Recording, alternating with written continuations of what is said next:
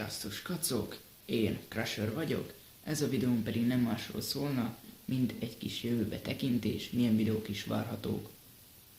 Elsősorban AMV-k, vlogok és kihívások.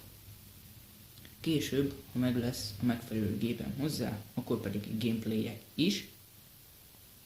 Tagjaink per pillanat ketten vagyunk, én is az egyik haverom, ő majd később fog bemutatkozni, amikor majd ráér, mert per pillanat érettségizni fog, és arra készül. Úgy a rövid bemutatkozást pedig a végére, hogy ha netántán valakik újonnan fognak majd a csatornámra feliratkozni, akkor tudják, ki vagyok. Engem Herceg Máté Lászlónak hívnak, Barbacson lakom, a videózást hobbiként kezdtem el, 16 éves vagyok. Szerintem úgy más lényegesebb dolog nincs is. Figyelmeteket előre is köszönöm, majd császtok!